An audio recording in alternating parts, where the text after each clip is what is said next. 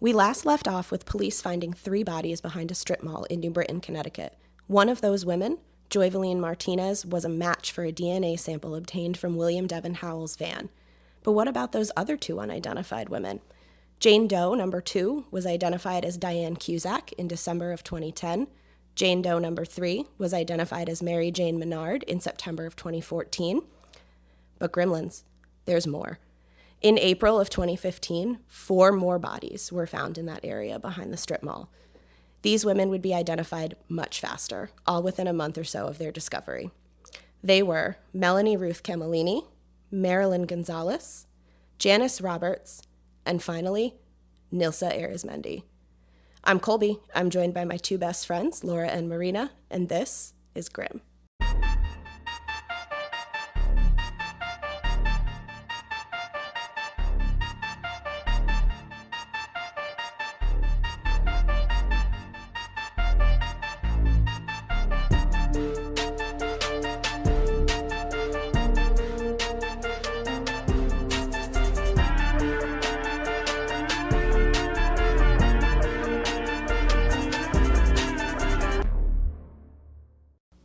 Yikes. All right, guys. Yikes. Welcome back. Hopefully you're tuning back in after the cliffhanger we left you with last week. Part 2. Part 2. Duh.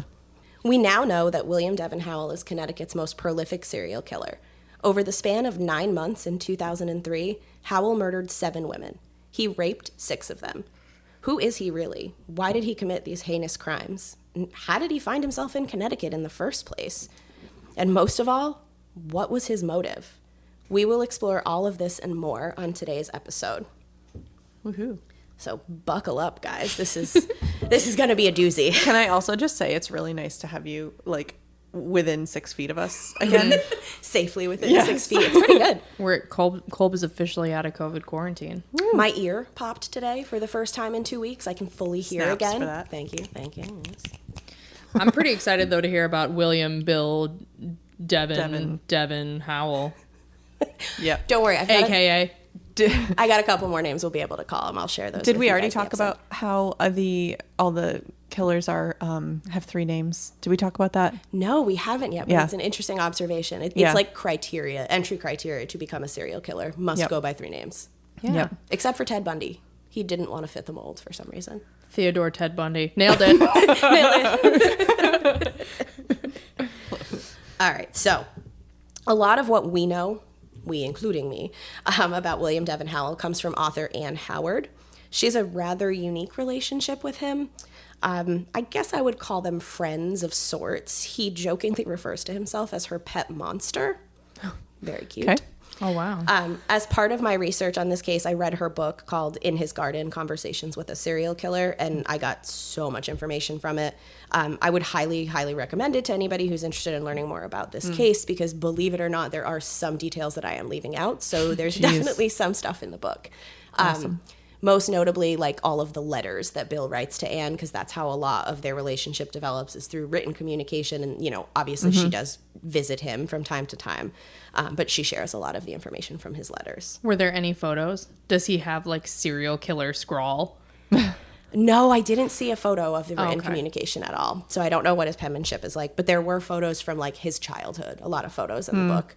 They were black and white in my copy, so I didn't really pack a punch, but that's okay. I went and I looked them up and found them in color. You use the Google machine. I used the Google machine. Okay. Anne has impeccable timing, because if you guys listened in the intro, right, like the last 4 women were found in April of 2015. Anne reached out to Bill in July of 2015, which I don't know that it was very well known at the time that those 4 bodies were connected, because it took a little bit of time to identify the other 4. I don't know exactly how many, but Anne just kind of reached out to him in the process of all of this unraveling. I don't think I processed, because when we were last talking, when were the dates, approximate dates? Weren't they in like the 80s? Am I making that The up? early 2000s, so 2003. Oh, okay.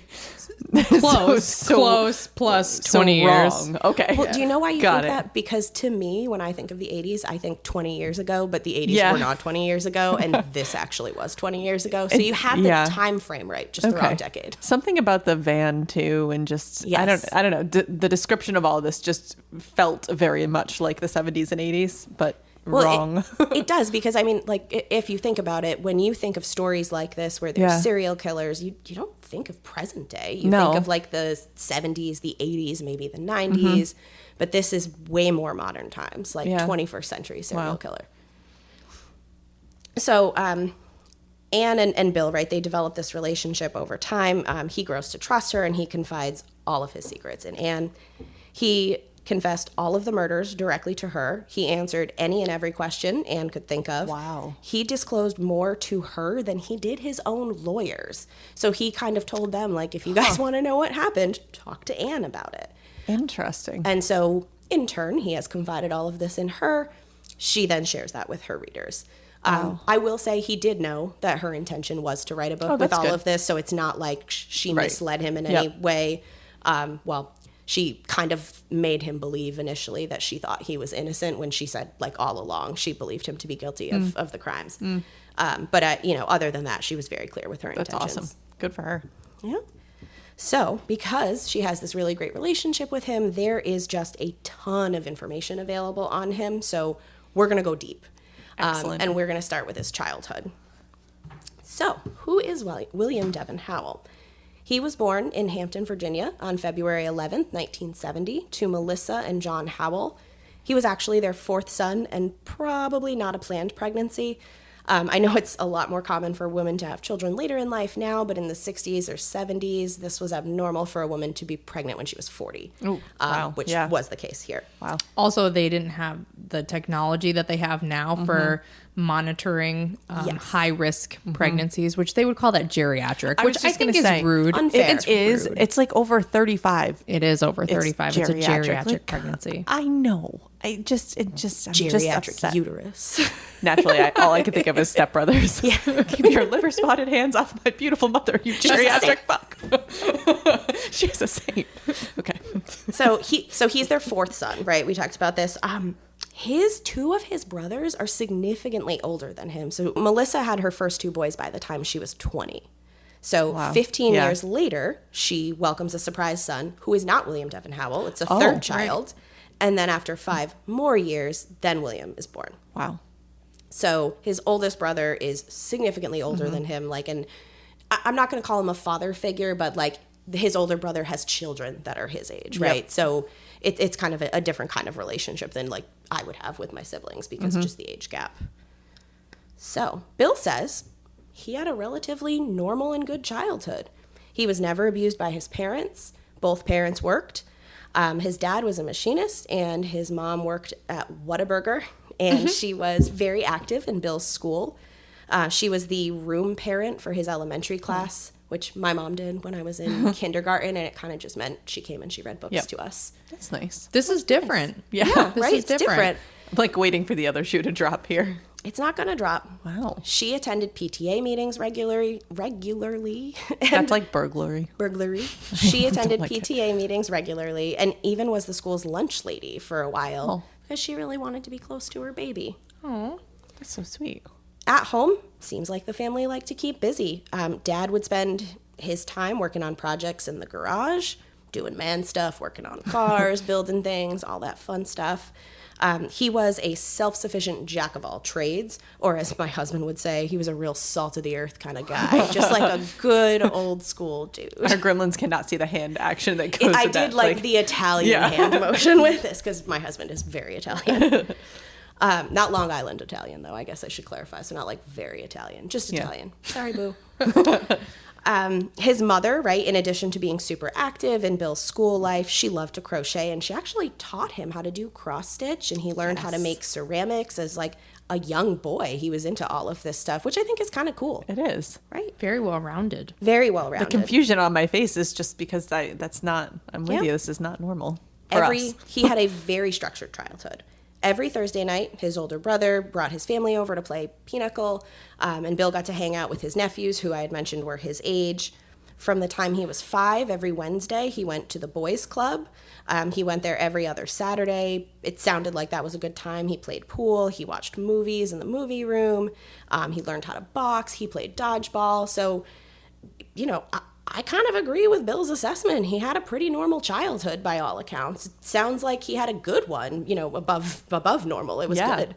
definitely. Sounds like Bill's really going for the nature versus nurture argument here. Yes. As far as killers go. Yep. So this begs the question, how did this guy become a serial killer? Are some people just bad at their core? Well, Bill himself has concluded that his life went wrong when he started drinking. Which, do you guys want to take a guess at what age he started drinking? 8. 12. Oof. So, and why did he start drinking at such a young age? Well, Because alcohol's delicious. yes, but his mother got sick. Oh. So when he's 11, his mom is diagnosed with breast cancer. After her treatments, when she's feeling better, she returns to work. It was probably a bit premature because she ended up having a stroke on the job and she was hospitalized. She does have several more strokes while she's in the hospital. So now really she spends the last 3 years of her life propped up in a bed, gazing out at the neighborhood. She's paralyzed on her left side from the that's so strokes. sad. So if you think about the picture I just painted of this active mother, room mom, PTA, it's such a big change for her. Yeah. Like, I cannot imagine how heartbreaking this was to experience, like, for both her and the Howell she was family. young, Right. right? Because if he was born when she was 40 and he was 12, then only 52. So she was young. Yep. Oh, Quick math, I like it. I know. Bill says on several occasions his mother would ask him to bring her his father's handgun and then tell him to go outside and play. He said his mom was suffering. He understood what she was asking, but he never brought her Oh the my gun. gosh, that's so sad. But guys, think about what that does to you. For like hearing that from the time you're like a 12-year-old child, like that has to really mess with you. And you're and like, you take it personally too, Yeah. I'm sure. Yeah. Yeah. And you're just old enough to understand kind of the implications, but not fully understand everything. Oh, That's really sad. wow. So this is really when things start to get out of hand for Bill. He starts drinking almost daily. He shows up to school intoxicated. I read in Anne's book that there was actually one day he showed up and one of the teachers pulled him aside and said, like, you reek of whiskey. So it's not just like he's drinking, like he is getting drunk every day. I was going to say, thankfully a teacher noticed that, because I feel like as an adult, I would notice if a child Yes. was drunk or if they smelled like alcohol. I feel like you Definitely. would notice that. So Bill reflects on his behavior later in life, and he says, he was just self-medicating. This was his coping mechanism. He used alcohol, marijuana, and even his girlfriend to try to distract himself from his real-life problems. He didn't want to deal with them. This was how he chose to deal with them. His father is working full-time, and he doesn't have the energy to pay attention to Bill.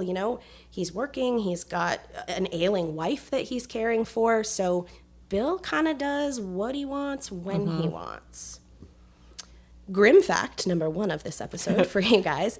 It is around this time when Bill picks up his first prostitute. He is 14 or 15. He said once he got a taste, he was hooked. Like, it was a one and done hooked. He was hooked. But Oh my God, we missed it. Yes. Yes. You're welcome. this was his secret addiction. So at this point, Bill is 15, running wild. His mom slips into a coma and she's hospitalized for 3 days before she passes away. Grim fact number 2, Bill was not there by his mother's side when she passed away. Bill was busy self-medicating. He says he was with his girlfriend having sex when his mother passed away. Oof. So I think that weighs heavy on him Yeah. for a lot of his life, that he was there for the first 2 days of her hospital stay, but he wasn't actually there when she passed. So I think that does something to him. Yeah.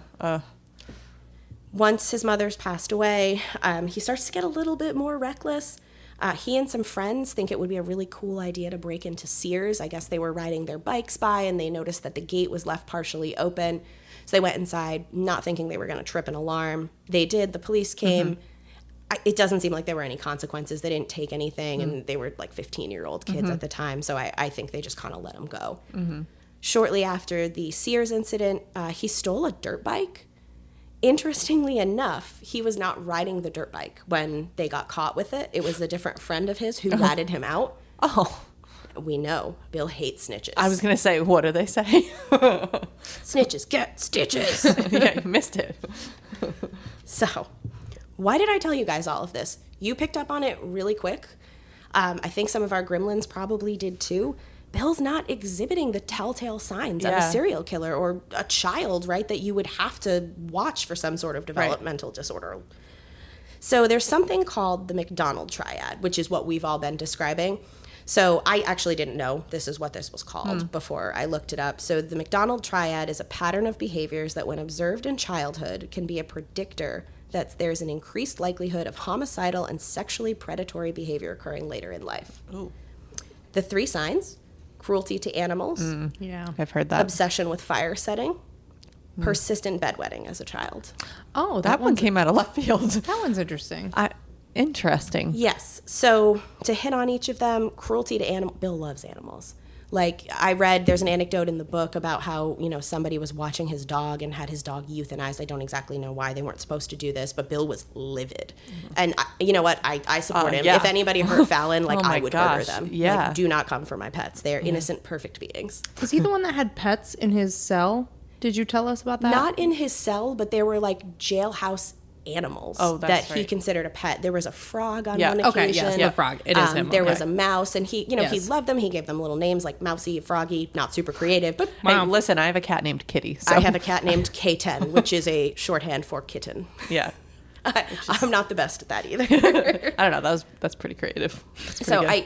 I will say, in case anybody who's listening to us is like, oh, the McDonald triad has been disputed. It has. There are some studies that have been done that suggest that the 3 warning signs are actually more indicative of a child suffering from abuse or neglect than really like a red flag. But I don't know the cruelty, because I could see like bedwetting being attention, either conscious or subconscious attention seeking, and what was the second one? fire setting. Yeah, that's kind of fun. I know. That's what I was thinking. I didn't set anything on fire, but I love fire. Yeah. Okay. So whatever. But yeah, I don't know the cruelty to animals. I don't think you just. I think that's a bone you have. Yeah, I think that's something that's inside you. don't know. It's a bone you have? I meant it's in your bones. I don't know. Some of us are just born with that animal cruelty bone inside of our That's what I bodies. was trying to say. We'll skip that. Yeah, or maybe not. Maybe we'll leave it in. Little bonus content. So I wanted to tell you guys about the mom getting sick because there are a couple things that become noticeable at this time. There's a bit of a change in his personality. So Bill is not being reprimanded or corrected for his bad behavior. Remember, he does what he wants. He reminds me of Eric Cartman. I don't know if anybody here is a South Park fan, but Eric just kind of runs wild. And every time I read through this in my notes, I was like, whatever, I do what I want. And that's Bill as a child in my head, Eric Cartman. And then the other thing that becomes very noticeable, and it was kind of slight in the way I put it in the notes, but he will not take accountability for his own actions. He defers blame to others. So the dirt bike, it wasn't him that had the dirt bike. Somebody else was riding it. Why did they arrest him? Because the other person narked on him. He didn't get caught with it. That's it wasn't interesting his fault. because he like fully confessed to everything to Anne. Yep. So that's interesting. You guys will see he's a very interesting dichotomy. Like there's 2 sides of Bill, and we'll kind of get into that as the Is he a episode unfolds. Gemini? No, he's not though. He's February. Would you be a Pisces? Late Aquarius? February, I think, is Pisces. Aquarius, then. I don't know. We'll have to study up. Is that bad, Gremlins? Do Aquarius is murder? I don't know. This is the dawning of the age of Aquarius. Is it really a grim episode if Marina doesn't sing to us? No. I think not. Or do an accent. We have been slacking with our accents, That's so we true. have to do that. Oh, we are in how many countries now? Like 14. No, it's way more than that, isn't it? Whoa. No, that's states I'm thinking of. We're in like 40 states or something. 41 states. 41. Last No time I Alaska checked. and Hawaii yet, as far as I can tell. Wow. Got to get out there. So to kind of round out the picture of Bill's childhood, so 5 years after his mother passes away, his father passes away. Oh. So at 20 years old, Bill has neither parent present. He has all of his siblings, but They're some of them are older. older. Yeah, They've got their right. own families. So he's pretty much on his own from this time forward.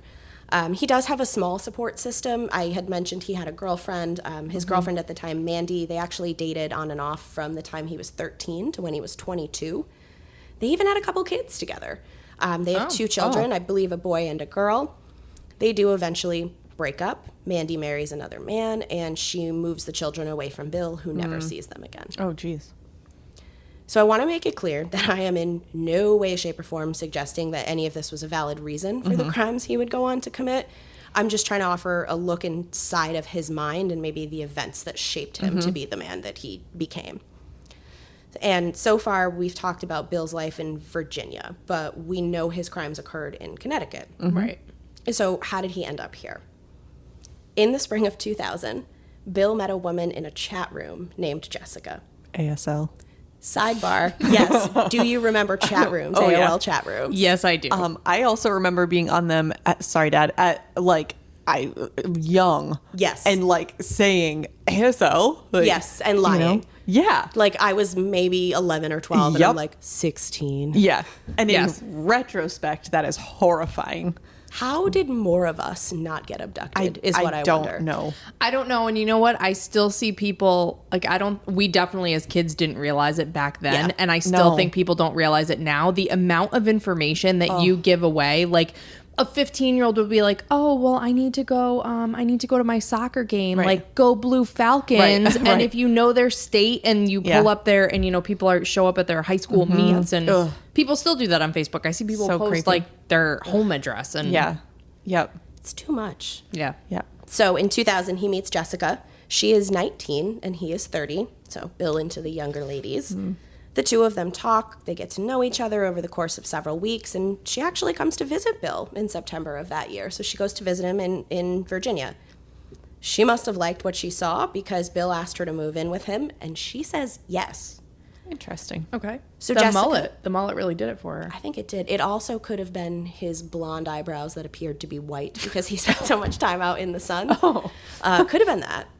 He could have been a worse looking guy, I guess. We will post photos of him on our Instagram account, but I certainly would not move halfway down the country. I wouldn't move down the coast for this guy. To each their own. To each their own. So Jessica packs up her life in Connecticut. She, brings everything to Virginia. But alas, before she can finish moving in, Bill is driving without his license, as we know he really likes to do, and he runs a stop sign. He gets pulled over. He's nervous he's going to end up back in jail, so he gives the cops some bad information. No. When he goes back to run the information, Bill takes off. Like he flees on foot. Oh, on foot. He gets away. Okay. But he left a piece of mail in the car that had his name and address on it, not his fake name that he gave the police officer, but his real name. So he is not dumb, right? We've talked about it. He does some small dumb actions, but he knows that he left this piece of mail in the car. I'm not sure how he knows. But at this point, he realizes he can't stay in Virginia if he wants to avoid jail time. So he decides he's going to move to North Carolina. I believe to the boonies where his friend Harry lives, because like we talked about in episode 6, it's a good place to lay low. And Bill seems like he might need to lay low right about now. He tells poor Jessica that he can't live with her in Virginia, so either she can move to North Carolina with him or she can pack it back up and go to Connecticut. Oh, gosh. Jessica at this point is probably thinking she dodged a bullet with this one, and she says, meh, I'm going to pass and I'm going to move back to Connecticut. So he goes to North Carolina solo. I don't know why, but the two keep talking. Oh. And over time, they decide to get back together. So by February of 2001, she asks him to move into her apartment with her in Connecticut. So that is how Bill came to Connecticut.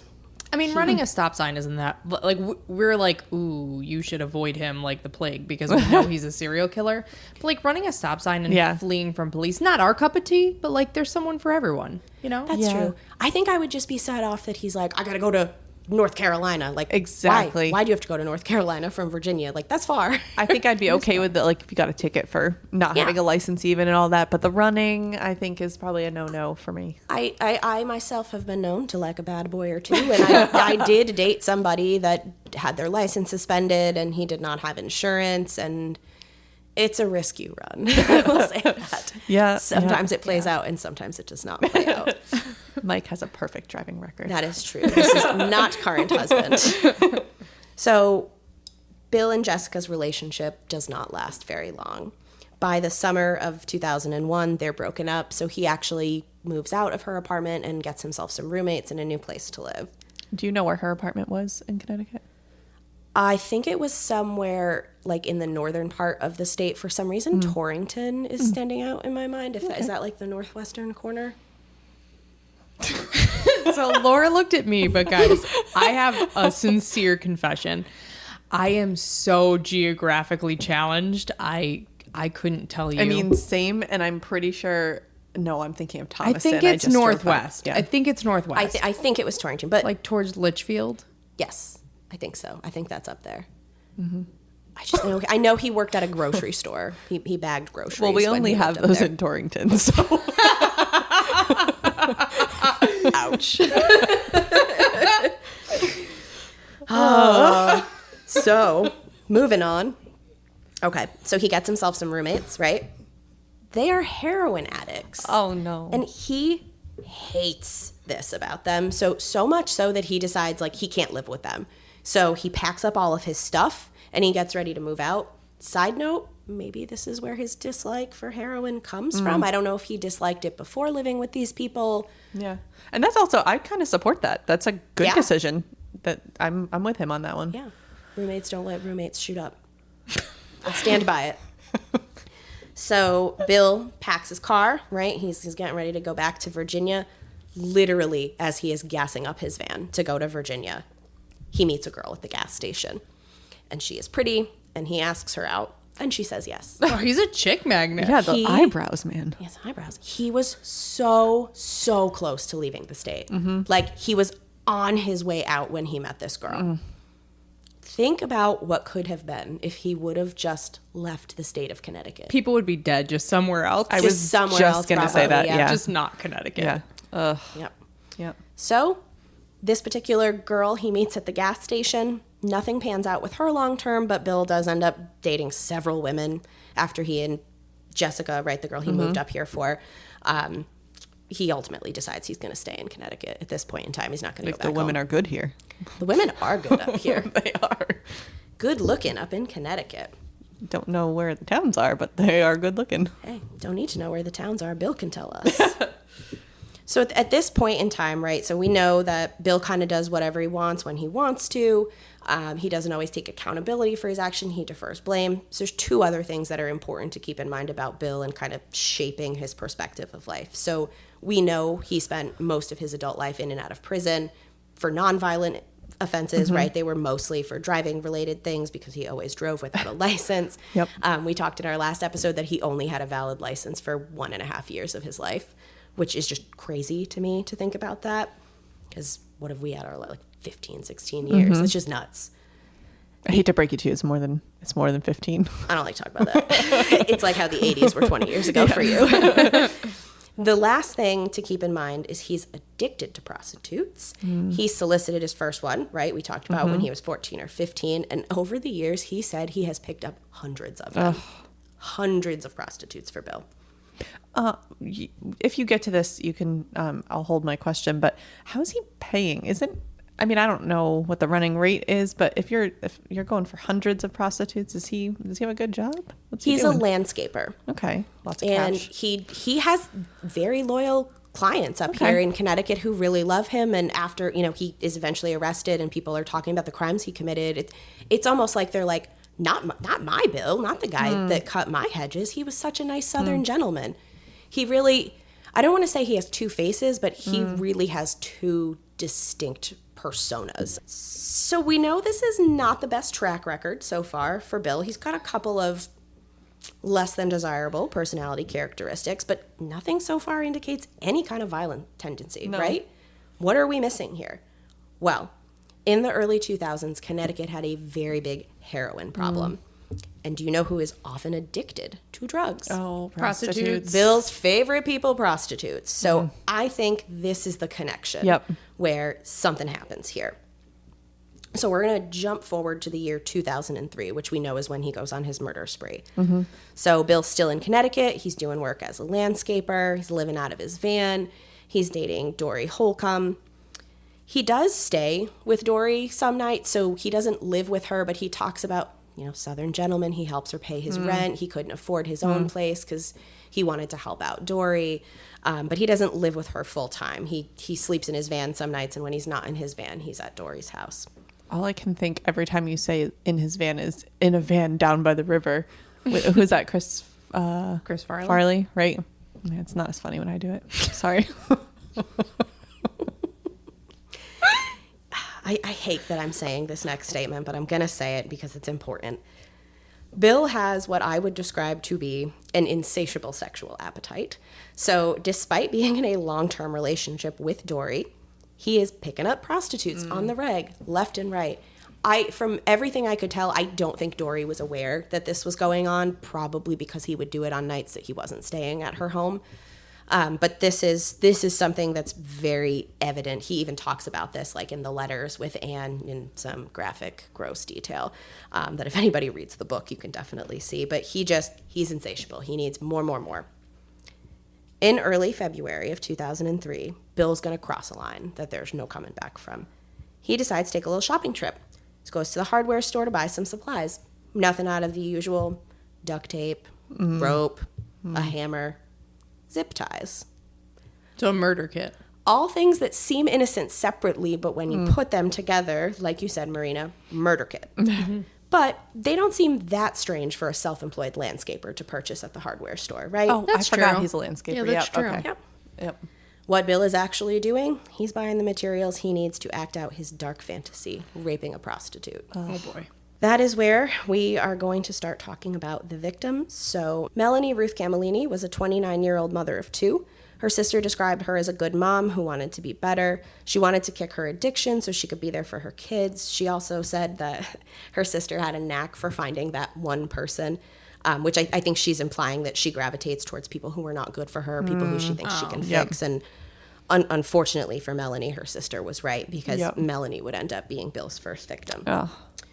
So on Saturday, February 2nd, 2003, Bill was hanging out at a place that's near and dear to all of us, Cadillac Ranch in Southington. No way. I wish I was making it up. No. Bill frequented Cadillac Ranch. So I think about if he was never caught, we definitely would have run into him there at some point in time. Okay, wait. So I did not know that, and that is blowing my mind beyond measure. So this was 2003. Yep. So could have run into him because I went to high school in Southington. Also blowing my mind because my parents had a country band and they used to perform, and they have performed at Cadillac Ranch. So it's like, oh my gosh, did William Devin Howell watch my parents perform a country song?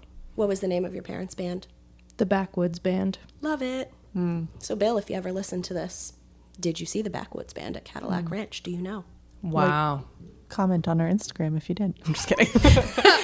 Find a CO who will let you borrow a phone and comment. Wow, that's close to home, Colby. Yeah. You struck a nerve over here on this side of the table. Yep. Wow. He strikes out. He doesn't pick up any women at the bar that night. So that's when he decides he's going to go out and pick up a prostitute. Picks up Melanie in nearby Waterbury, Connecticut. So for our listeners that aren't as familiar with Connecticut, it's probably about like 15, 20 minutes away from where we're describing. So it doesn't go too far.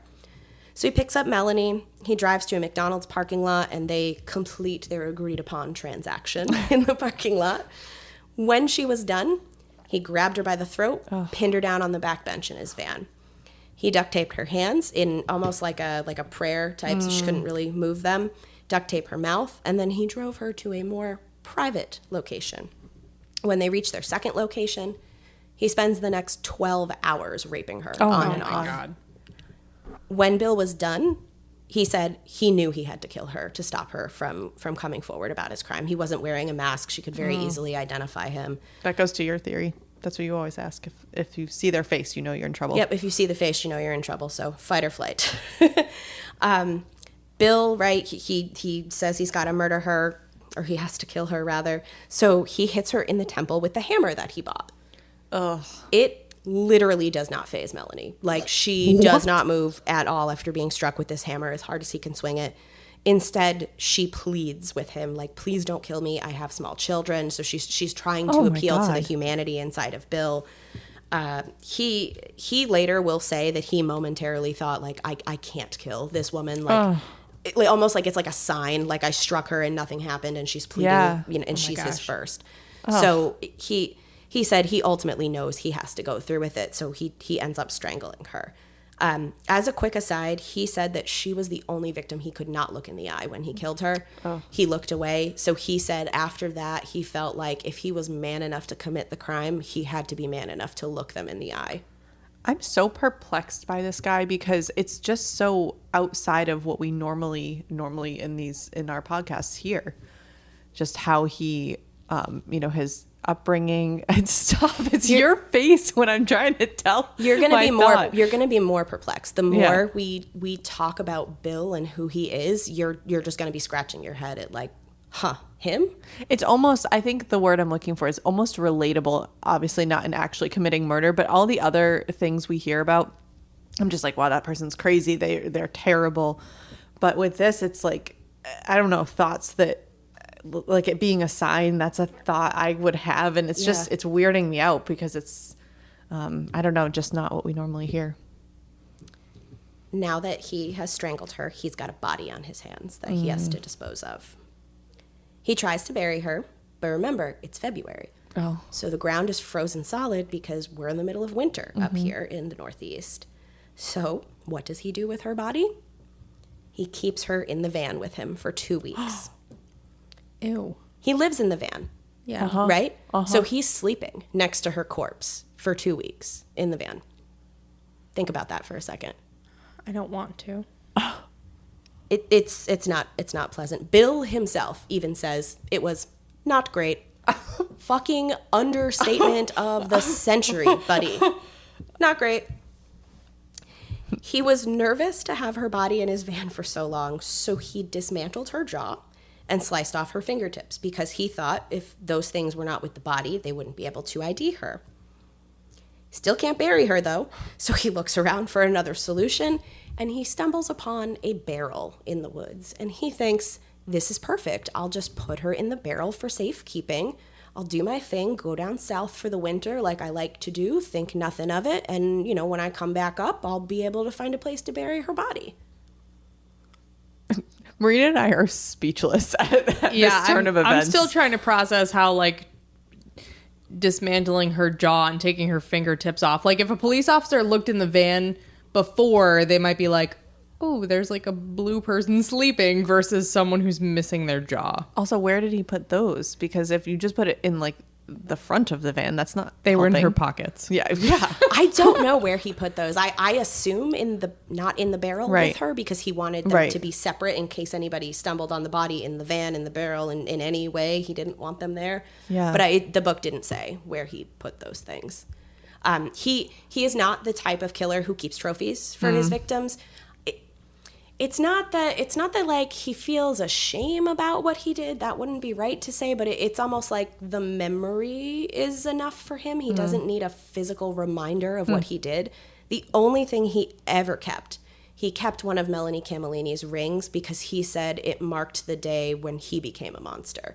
So he didn't remember it fondly or keep it because it was a fond memory. It was more like this was a monumental turning point in my life and I need something to remember that by. He's very deep. Yeah. He is very deep and poetic, as we know from episode 6. It's a shame that some people use their talents for bad. I think I will always think that. I got another grim fact for you guys. You ready? Gonna blow your mind. Bill was not the only person to dump bodies in this location.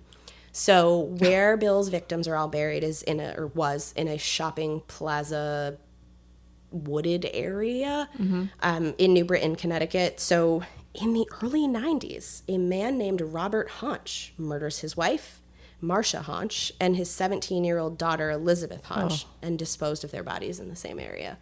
His daughter was wrapped up in a sleeping bag in one of the dumpsters that like backed up into the wooded area, and his wife was found in the woods. So I don't know if Bill was aware of this. I'm going to guess no, because he wasn't in Connecticut in the 90s. Yep. And I'm not too sure when these bodies were found relative to when Bill's victims were found, but I thought that was really interesting. Yeah. I don't get it either because it doesn't seem like a shopping plaza doesn't seem like a great place to hide a body. It does not seem like a great place to hide a body. And it, so for our non-Connecticut listeners, the shopping plaza where Bill has his bodies hidden here, it is in New Britain, Connecticut, but it is very close to what I would consider to be a really upscale shopping mall, right? West Farms is almost directly across the street from this. So think about that. Like, he's burying all of his victims right across from a very busy shopping center. And even this plaza itself is very busy. It's a high traffic area. I was at West Farms today. Yeah. That's where I got my nails done today. So this is like, Spooky. I know we've done Connecticut ones, but this is the one that's like closest. This one hits really well, close. I guess minus Cheshire, but yeah, this is very close. This one, some stuff happened in our town. So I could see why this one hits hard. It was hard when I was researching it, trying to think about some of this stuff. So I had shared that, Bill went south, right? He's waiting for the ground to thaw up. So by late April of 2003, it is time. He drives back to Connecticut, and he is able to bury Melanie's body.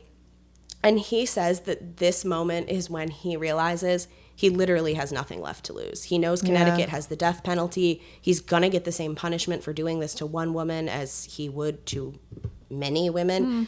So for Bill, it was game on. Like it was go time.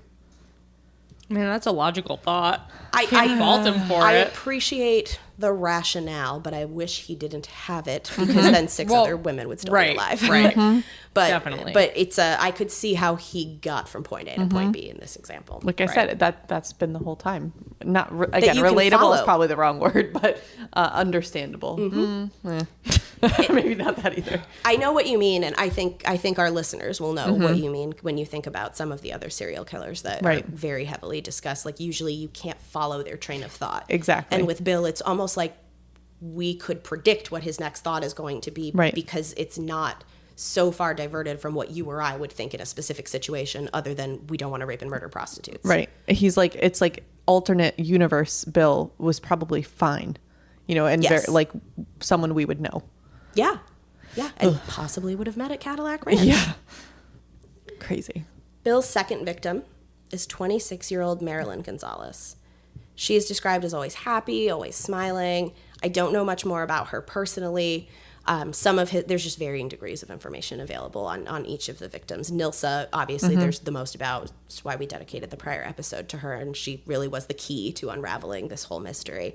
But for Marilyn, we don't know a ton about her, other than Bill picks her up in Waterbury in May of 2003, brings her to the same McDonald's that he brought Melanie to. Once they had completed their business that they went there for, he tied her up and proceeded to let the monster take over. Just like with Melanie, Bill would bring Marilyn to multiple locations, rape her multiple times at each. They went to a truck stop, like an 18-wheeler rest stop. We know we've got one of those in I was going to Southington. say not in Southington, I hope. It didn't say where that one was, but it may have been Southington, because the next location he brought her to was a motel in Southington. He said he couldn't remember if it was a Motel 6 or Motel 8. It was one of those that he brought her to. And finally, a different McDonald's, this one in New Britain. Here, he raped her a couple more times before finally strangling her to death. This McDonald's is very close to where his victims would ultimately be buried. So this is a very, very busy stretch of road.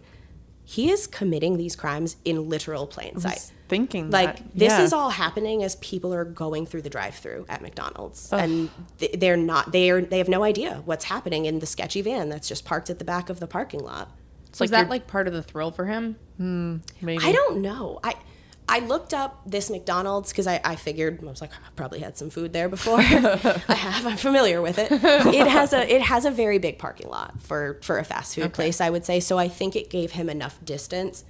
I don't know. I think in a way, hiding in plain sight sometimes is one of the easier ways to hide, because you're not really attracting suspicion.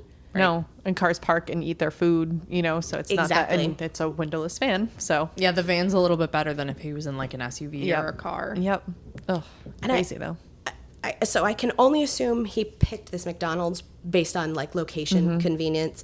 It backed up into the woods, so it was very easy for him to pull his van up, push the body out to kind of roll them down an embankment, and then when nobody was around, he would come back and hide them, so he would bury them. Wow. The area where he buried them, like in the woods, it was, I don't know if marshland is the right word, but it was kind of wet, so they were not buried very deep. They were shallow graves, maybe like 3 or 4 feet deep. I think there was actually something smart about where he stored the bodies. The fact that it was near people, because I was thinking there are animals and all that, and he left for an entire winter and no animal got to it, but maybe because it was so close to, humans. That's why. And also in a barrel for safekeeping. Yeah. Yeah. But I don't know, bears are pretty creative. They Yeah. can get into trash cans. I'm sure they can get Exactly. into a barrel. But you're right. There's probably too much traffic in Right. the area for there to be a lot of wildlife. I have another grim fact for you guys. I'm full of them today. I love ready. it. All right, so Bill actually would go through the drive-through with his victims in his van. In his van. I don't know why I said van. He went through the drive-thru in this In van. his van. I guess you work up quite the appetite being a vicious sexual predator. He, ever the Southern gentleman, would ask them what they wanted for food, and he would buy them while their they're- last meal while they were in the van with him. And he would give it to them, like, very calmly, just like normal, like you were just hanging out with Bill in his van. He would feed you. I would put a curtain on a fish fillet if I knew my life was ending. I was waiting for that. Marina loves fish fillets unlike any millennial I have ever met. Marina has the palate of my grandmother when it comes to fast food. And I do not even like seafood. So whatever fish fillets, not seafood. That's why you like it. they're made out of like a raccoon, a boot, and like the weird fish that gets caught in the net when you're trying to catch something else, like a crab. Yes. That's what a fish fillet is made out of. Give me that fillet of fish. Give me that fish. All of our listeners must just have a Marina record at this point in time. It's like a Marina soundboard. We'll just exchange instead of the badum-tis. We'll just have Marina Yeah, we on need there. a Marina soundboard. I'm sorry, what was that? That's what people say, badum-tis. But I think is what she means. If you write it out, I think you write badum-tis. Okay. All right, we'll reel us back in. So Okay. he does turn the volume up very loud in the van. So if the victims try any funny business, the music drowns them out. He keeps them calm while they're in there because he basically says, you know, if you do what I want, I will let you go. Like no harm will come to you. That's the worst. And then he's feeding them, so they're probably kind Yeah. of believing him. And Yep. he even says himself, like, because Anne asks him, like, do you think the women were scared? Which, yeah, of course they were scared, but he says, no, they didn't really seem like it. Like, you know, you have to think about prostitutes being mistreated by their Johns. Like, I probably wasn't the first person to kidnap some of these women. So they're probably used to just Johns doing things that they want to do. He's probably not entirely wrong. He's probably very wrong that I'm sure they were scared, but Sure. they probably did have a very terrible things happen to them. So again, Bill with the wisdom. Bill with the wisdom. So let's move on to talk about his third victim.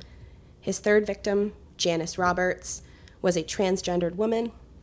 Just an FYI for any of our listeners, if you look up this case like I did, you are going to see Janice referred to by her birth name as Danny Wisnant. Just the court transcripts, a lot of that stuff, it all says Danny. So Danny and Janice are one and the same, but I'm going to refer to her as Janice. So after another unsuccessful night hunting for women at Cadillac Ranch, he strikes out. Bill stumbles upon Janice. It's June of 2003, and he decides to pay her for her services. It does not go according to plan. During the act, Bill grabs Janice's hair, and her hair comes off, which he's like, what? So it is a wig, and Bill is furious. He does not like being deceived by people. I was just going to say, I bet that's more why he was mad. In an act of pure rage, he strangles Janice and kills her. She does not fit the profile of his usual victims. He doesn't drive her around to multiple locations. He does not rape Janice at all. He is very adamant that all that Bill did was kill Janice because he felt betrayed, misled. He did not like this. She was the only victim of his that is going to meet a swift end. Everybody else is drawn out. So I suppose in some ways Janice got the best outcome of encountering a serial killer, but it's just still another senseless death. Like Janice didn't need to die. Bill could have kicked her out of the car. Yep. Ugh. So up until this point, Bill had a rule: do not rape and kill anybody that you know. Simple, right?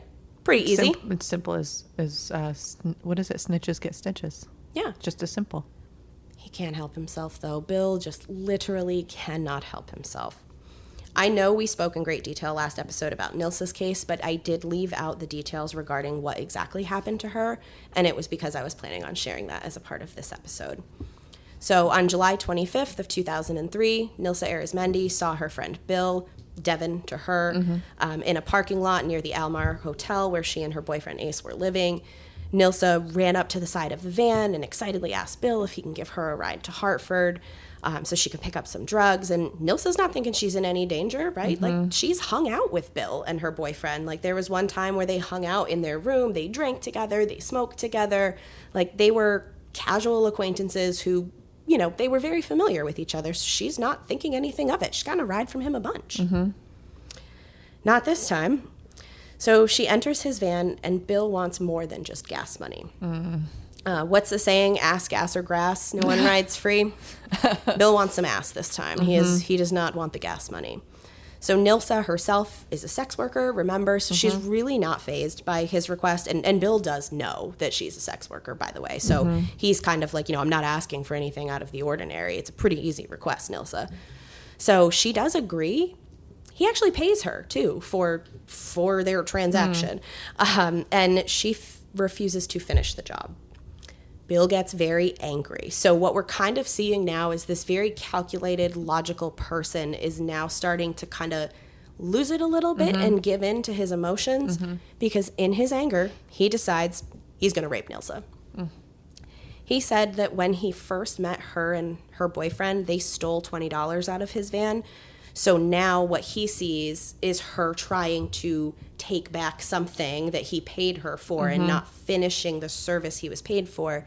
So he sees it as like, she's stealing from me again. This strung out prostitute is just taking my money, good for nothing. Like, so just in pure rage, he decides that he's going to rape her. Nilsa does not go down without a fight. So she fights back. Good for her. Bill said he had to hit her on the side of the head with a wrench so she would stop fighting back. It didn't knock her unconscious, but it made her semi-conscious, so she really couldn't fight back, and she was a little bit more compliant.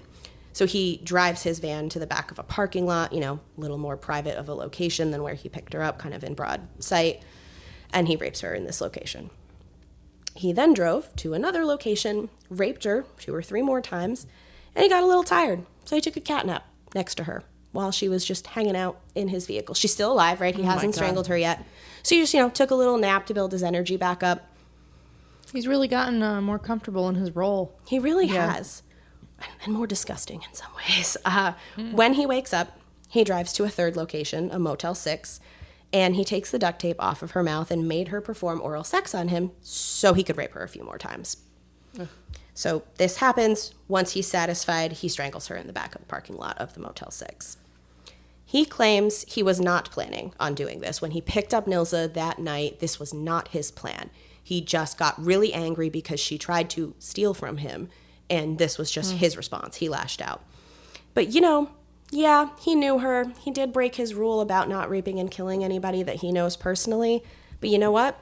She was a drug-addicted sex worker, so she put herself in harm's way. Those are not my feelings. Those are Bill's feelings, for the record. Okay. Wasn't sure if it was clear. So we all know that his crime against Nilsa is what's going to be his undoing. But unfortunately, because her boyfriend Ace is a suspect in her disappearance, Bill is free to roam the streets and kill again.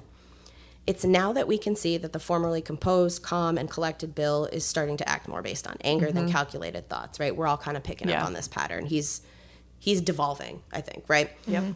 In the 10 weeks that follow, Bill is going to kill 3 more victims. So now his timeline is escalating a little bit too.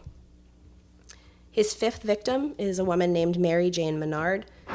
She has what I personally would consider to be the most tragic story of all the victims, like in terms of how she crossed paths with him. She battled with alcohol addiction in her early years, and she actually came out of the other side wanting to help others. So she got over her addiction, and now she wants to help other people do the same. So she became a substance abuse counselor. Good for her. Yeah. She was a single mom. She worked multiple jobs, and she pursued her education. MJ, as her friends called her, had a back surgery, and she ended up suffering from chronic pain. She gets addicted to the prescription painkillers that her doctors put her on shortly after her surgery.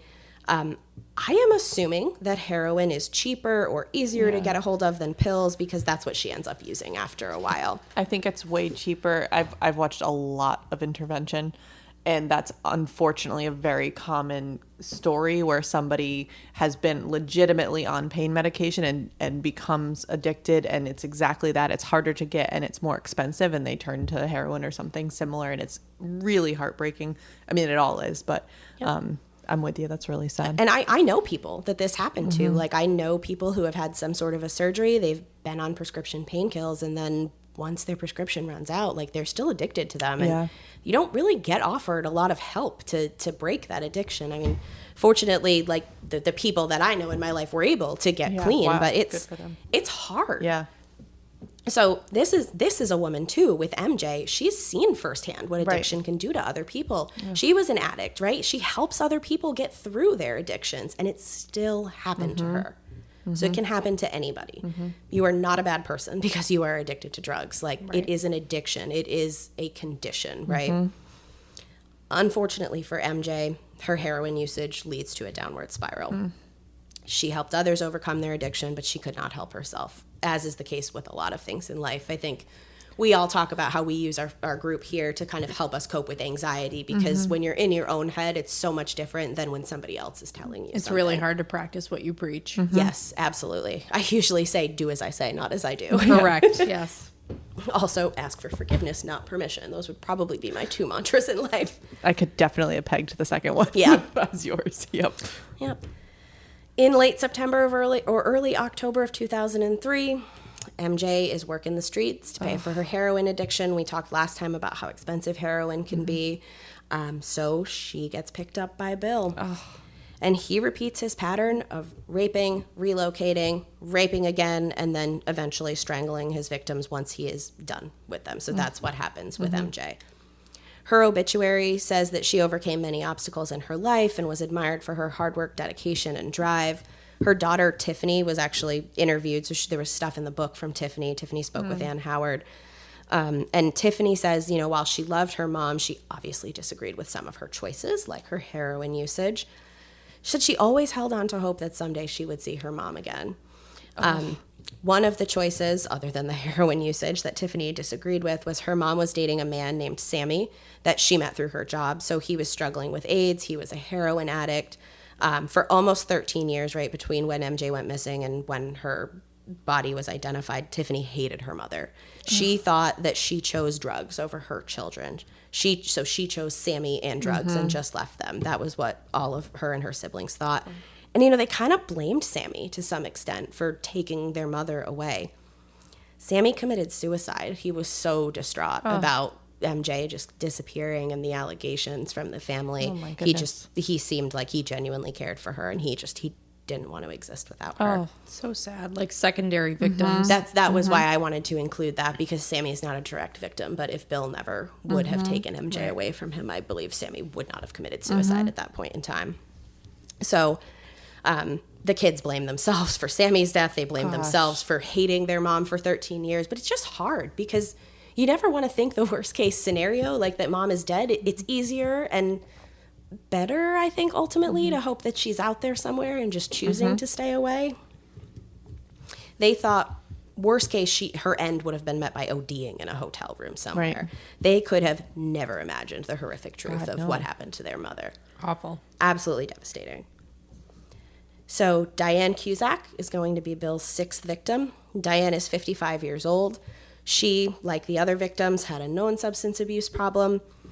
There's probably the least information available on her because she was actually estranged from her family. So Diane was never even reported missing because there wasn't anybody to report her missing.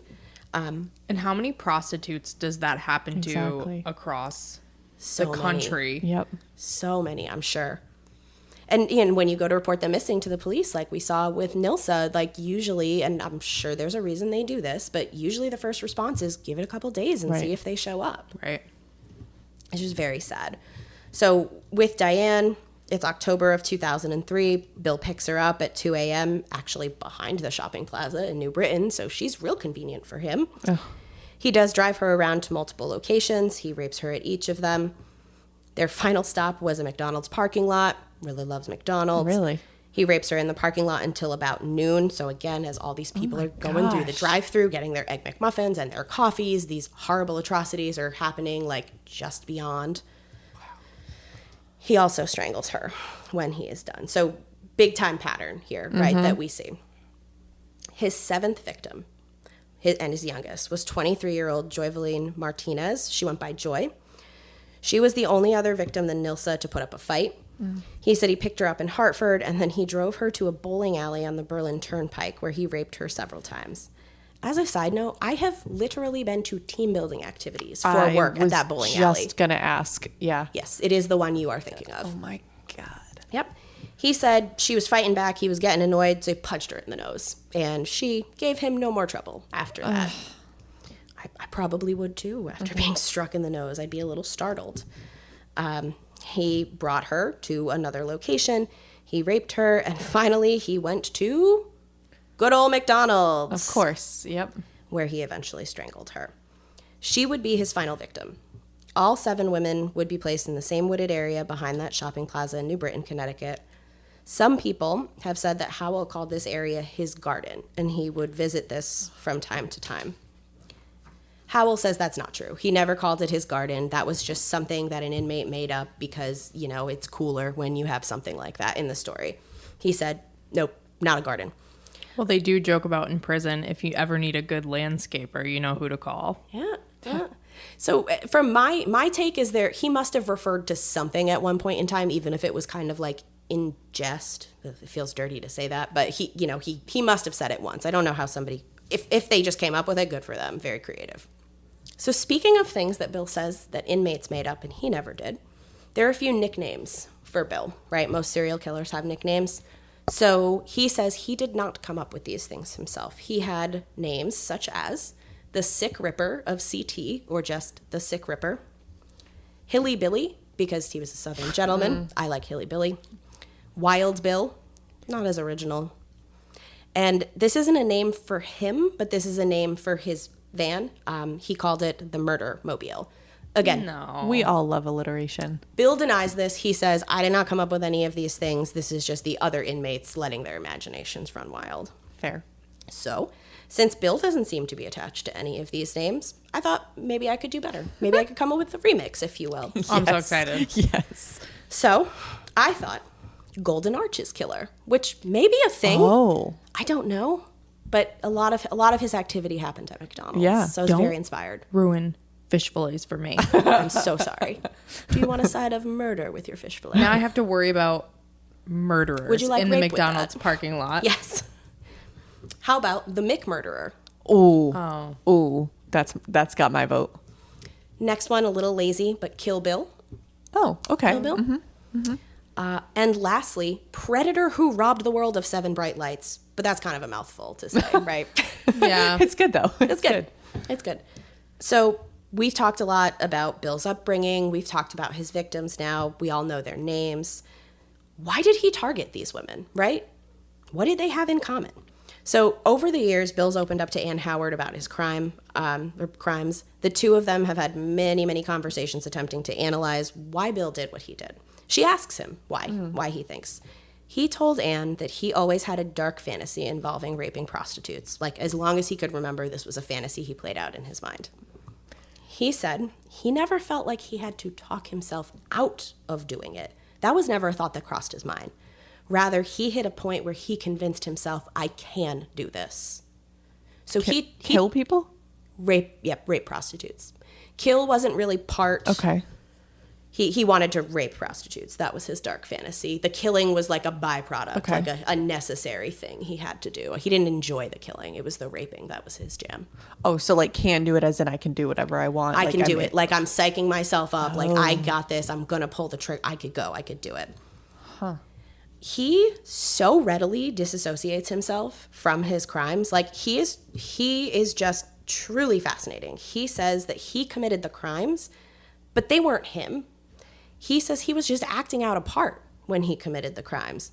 But to Bill's victims, like the horror is real. This is not a joke. This is not a performance he's putting on. But he literally killed people. That's how he thinks of it in his mind. He thinks it's a performance. So to Bill, these women, they weren't people. He just saw them as lesser beings. He had no respect for drug-addicted sex workers. He felt like they're bad people who put themselves in harm's way, and after he killed one of them, the streets were a little bit cleaner without them. Wow, what a martyr. Right? Ugh. I just find him to be so, like, fascinatingly disturbing. He's so self-aware and a walking contradiction in everything that he does. Right. So he doesn't view himself as a bad person. He's just a good person who's made some very bad mistakes. But isn't it ironic that he doesn't see the same in his victims? They're not good people who have made some very bad mistakes. They are bad people. Right. Well, he needs to justify his behavior. Right. Right. He doesn't have any remorse for killing his victims, but he feels terrible for their families and the pain he put them through. After all, the families are good people, and they didn't do anything to put themselves in harm's way, and they didn't deserve the pain. Okay, yeah. Empathy is a very weird trait for a serial killer. Very bizarre. To illustrate even further how broken something in his brain has to be, he says, yeah, I did rape them, but it's not like I did anything super sadistic to them. It was just rough sex. Like, I didn't, like, put anything in them or torture them. It was just sex. Oh, yeah, that makes it okay. It's better. Yeah. It's better that way. And he also said, and we talked about this a little bit earlier, but he always told them to stay calm. He reassured them, like, I'm going to let you go if you just do what I want. Which is funny because he gets so mad when he's betrayed. Yes. So he is just a walking contradiction. He's fascinating, right? Yeah. In the most disturbing way. So what set him off? Why did this happen all of a sudden in 2003? So Ann Howard actually asks him if he felt like he committed these crimes to retaliate against wrongs that women had done to him in his life. Like, for example, Mandy keeping his 2 children away from him. Oh, okay. He says, maybe on some subconscious level, but like, really when it came down to it, they were kind of just crimes of opportunity. Yeah. His literal only criteria was that his victim be a drug-addicted prostitute. He had no preference for age, no preference for physical appearance, just had to be a woman who was a sex worker and was addicted to drugs. Which unfortunately often go hand in hand and was probably, given his experience, easy to find. He said that he picked up hundreds of prostitutes, right? We talked about that, and a lot of them were addicted to drugs, and he let them go. So do you want to know what it really came down to for Bill? I do. Your mind is going to be blown when I tell you this. You've already blown my mind like 15 times. This is the biggest explosion. It was scheduling. He said that he would plan to pick up women when he didn't have work the next day because it gave him time to drive around his victims. So it was literally, can I pencil in murder today? That was the deciding factor. So it's really thoughtful. If Bill picked you up, it was just a total crapshoot. If he had to go to work the next day, he was going to let you go after, you did what you did. When I read that, I was like, again, the weird logical thing, right? It was just scheduling. But this does explain why when we'll post photos of the victims and some of them have some things in common, but he doesn't have a type. It's literally just the opportunity presented itself, and my calendar was free tomorrow, so I did it. I actually have a weird phobia of like just crossing the wrong person at the wrong time, just in complete happenstance. Like I just happen to get behind somebody in line somewhere, and I'm the person that like just fits into that schedule. Wrong place, wrong time. Yeah, it's because you can be leading a perfectly fine life, and anything can happen. Yep. So where is Dear Bill now?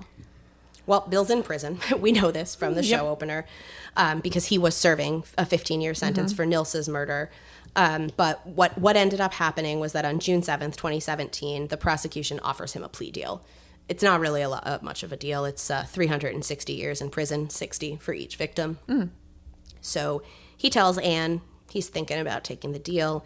The prosecutor, our pal Brian Perleski, he presents the evidence that the state has on Bill, the location of the remains, the witness testimony of his former cellmates, jailhouse snitches he had previously confessed to. I say in quotations because Bill denies this. The DNA from the van. There's a lot of evidence, and this time Bill's like, yeah, I'm going to take the deal. So Bill will be living out the rest of his days in prison. He is currently at Cheshire Correctional Institute, serving his 360 years right now, and he will definitely die in prison. And so his max release date is November 16th, 2377. Wow. I can't believe they actually put that on paper. They do, yeah. He's also in PC, I assume, just because he's so What is that? notorious. Protective custody. Yeah. Protective custody. I don't know the lingo. I wondered why he was Excuse in you. protective custody, because I was thinking, is it like, do they do that with all serial killers? Is that kind of just de facto? Do you request to be in PC? I don't think it's de facto. I think it's just if you're notorious, his case was highly publicized, and so they put him there to protect him. The notorious WDH. Yeah. Almost has Not a ring quite to as it. smooth as the notorious BIG, No. but I feel what you were going for there, and I appreciate it. Listen, he just wants to live out his days. He wants his rec time, and he loves Halloween. That's all he wants. Simple life. Well, he has 360 Halloweens to look forward to. So many Halloweens. so many prison Halloweens. As I was writing up... Spooky. Sorry. Okay. As I was writing up my notes for this episode, I realized that he's actually the first serial killer we discussed on the podcast. Yes, he is. What's even crazier to me is that we talked about this. This all happened in 2003. Yeah. Like far more modern day. Usually I'm thinking about serial killers in the 70s and 80s. Why is that? I don't know why. Because it was But I do easier too. to kill Yeah. a lot of people and Yeah. not get tracked down No, in the that's fair. 70s and 80s Yeah. than it is now. This one just hits so close to home Yeah. for the three of us. Like I know Laura and I didn't live in the state in the early 2000s, but I mean, when the trial was going on, we definitely were living here. And it's crazy because I don't remember this being in the news don't that either. much. I don't know if I was even aware that there were bodies found and there was a serial killer that was allegedly out there. I don't remember any of that. So I asked my husband, like, do you remember this? And he said, no, I don't. I have no memory of this. He's not really as into true crime as we are, so I wasn't as surprised. I remember hearing about it. I remember hearing about a bunch of bodies being near the Target in New Britain. Mike had an interesting theory on this one, and let's see if I can word this eloquently. He basically said that the reason we didn't hear a lot about this was the victims were low societal value, and Bill himself is low societal value, right? Blue collar guy, you know, people who other people would look down or think lesser on, with like prostitutes and drug addicts. I don't feel that way, and I know my husband doesn't feel that way, but he was just trying to think, like, if you're in the media and you're giving things attention, what's going to get more attention? Some like rich heiress or celebrity that does something, or a landscaper who killed a bunch of women. That was my first thought, actually, because that was the big thing, like JonBenet Ramsey and Fotis Dulos, like that whole thing. All of that is all, you know, the opposite of what we're talking about here. Well, I think, too, if you think about the media, by the time they discovered all these bodies, they already had him. Yes. So there was no real like reign of terror. There was true. Nobody was in jeopardy. Like, think of how the media must have clung to like Ted Bundy type cases where this person's out. Look at this sketch. Like they could be at your door.